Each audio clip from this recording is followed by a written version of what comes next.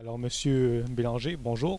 Alors, le dossier que vous comptez défendre à l'Assemblée nationale concerne le CHSLD de Saint-Lambert-sur-le-Golfe. Et dites-nous pourquoi euh, en quoi le projet de PPP avec le CHSLD vous indigne.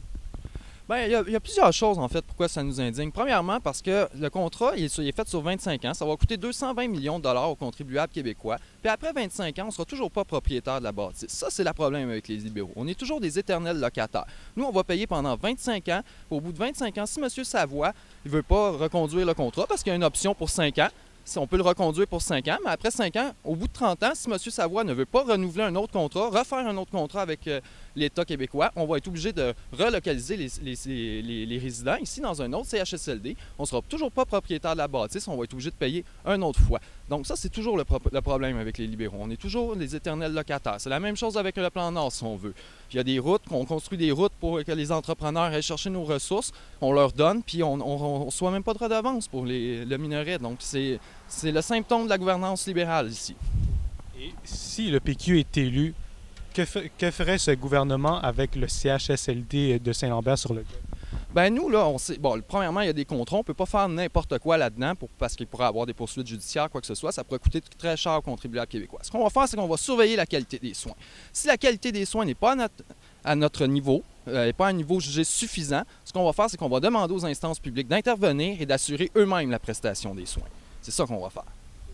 Et, vu que des médias ont rapporté des cas de conflit d'intérêts au CHSLD de Saint-Lambert-sur-le-Golfe, qu'allez-vous faire avec les membres de la direction qui sont liés à l'agence privée de santé Maggie à Saint-Hyacinthe? Ben là, les conflits d'intérêts, ça, c'est des allégations. Je ne rentrerai pas là-dedans pour le moment. Là. Je ne veux pas accuser personne non plus là-dedans. Mais bon, ça, c'est un autre symptôme de la gouvernance libérale. On sait qu'il y a des conflits d'intérêts dans beaucoup de domaines. Hier, on a sorti un scandale, par exemple, sur la Fondation Catania. C'est un petit peu le problème. Puis moi, je dis ça, j'ai un message à passer aux citoyens de la Porte. Les libéraux ne méritent pas d'être réélus ici, dans la Porte. Ça fait 30 ans que les gens ici votent pour les libéraux. Ils sont pris pour acquis. Moi, je dis aux citoyens de la Porte, essayez-moi Simon Bélanger pendant 4 ans. Si vous n'êtes pas satisfait là, dans 4 ans, bien, vous me foutrez dehors comme vous allez faire avec les libéraux à la prochaine élection. C'est ça que je dis aux citoyens de la Porte.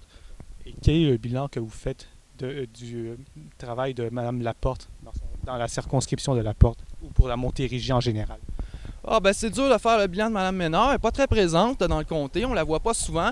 Moi, ce que je sais, c'est que Mme Ménard elle a l'air de pas très bien suivre ses dossiers. On a qu'à penser à la commission d'enquête où elle nous dit que, par exemple, elle espère que la commission serve à aller chercher les éléments d'enquête qui pourront permettre d'identifier les personnes qui auraient fait des choses qui sont répréhensibles. Alors que le premier ministre, son propre patron, a répété durant des années, 2 ans en fait, que une commission d'enquête, ça ne servait pas à identifier des personnes, c'était aux enquêtes policières de le faire. Le mandat de la commission tient sur un tiers de page. Il y a 3 éléments dans le mandat de la commission. C'est d'identifier des stratagèmes de collusion et de corruption, de voir s'il y a une infiltration du crime organisé, et puis d'identifier des solutions pour l'avenir, pour la saine gestion des contrats publics.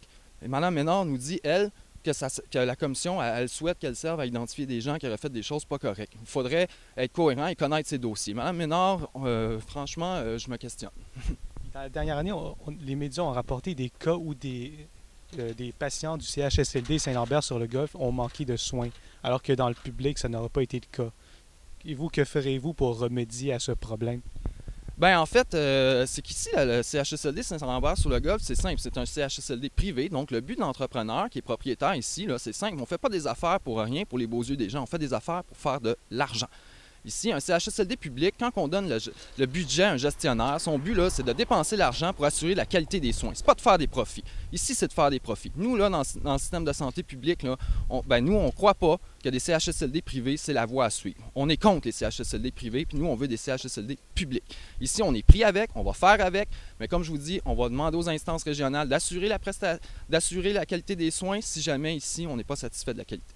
Et qu'avez-vous à dire de la poursuite que le groupe Savoie a intentée contre une des clientes du CHSLD? En fait, c'est une poursuite de 400 000 si je me rappelle bien. Oui. Et qu'allez-vous faire avec cette poursuite? Ben nous, bon, ça c'est devant les tribunaux. On ne peut pas rien faire sur la poursuite. C'est à madame de se défendre avec ses avocats, ça c'est évident. Cependant, moi je peux vous dire une chose. Un CHSLD, ça doit être un milieu de vie au service des résidents et de leurs familles. Il doit y avoir un climat de confiance mutuelle entre les deux. C'est pas en faisant des poursuites qu'on va assurer ce climat de confiance-là. Puis d'ailleurs, c'est la première poursuite Bayon en santé et la seule dans l'histoire du Québec. Alors là, c'est pas la façon de faire les choses au Québec. Nous, on veut un système public, c'est des choses qui vont être évitées si on a un système public. Il n'y aura pas de poursuite envers des citoyens qui se plaignent. Il y a des ombudsmen pour faire des plaintes, il y a des commissaires aux plaintes. Alors non, nous, on veut, il faut un système public de santé. Et en fait aussi, le gouvernement du Québec avait aussi prévu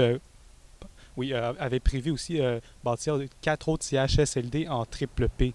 Et qu'est-ce que le gouvernement du Parti québécois ferait avec ces 4 projets qui sont en attente? Bien, la même chose qu'ici. S'il y a des contrats de signés, on est pris avec. On va être obligé de demander aux instances régionales dans ces régions-là de voir la qualité des soins. Puis si la qualité n'est pas assurée, bien, d'intervenir et d'assurer eux-mêmes la qualité la prestation des soins. Dernière question. Vous avez défendu le système de santé public. Et qu'est-ce que le Parti québécois pense d'un système de santé mixte comme on voit dans certains pays européens? Ah, ben là, ça, j'en rentrerai pas dans les détails là-dessus, là, mais nous, ce qu'on veut, c'est un système public. Ça, c'est clair. On veut défendre l'intégrité du système public. Puis nous, par exemple, pour les soins aux personnes âgées, ce qu'on veut, c'est développer un réseau de soins à domicile. Parce qu'il faut savoir qu'une personne en CHSLD, environ, ça coûte à peu près 60 000 $ à l'État québécois. Si la même personne est capable de rester à domicile, pas tous évidemment, ils ne sont pas tous capables de rester chez eux, mais quand elle est capable de rester chez eux, ça coûte environ 25 000 $. Donc c'est une façon de prendre le virage face au vieillissement de la population pour que ça nous coûte moins cher et en même temps d'assurer une certaine dignité à nos aînés, une meilleure dignité, parce que ce qu'on sait, c'est que les gens aiment bien mieux terminer leur jour à la maison que dans un CHSLD. Et pour ceux qui veulent se faire soigner au privé, ils devraient faire ça à leur propre discrétion. Bien, évidemment, on ne peut pas empêcher les gens, s'il y a des centres publics, des centres privés qui ouvrent, qui ont les moyens de payer. Là, ça, on a la liberté au Québec, là, mais nous, ce qu'on veut, c'est d'abord d'assurer un système public de qualité pour tous.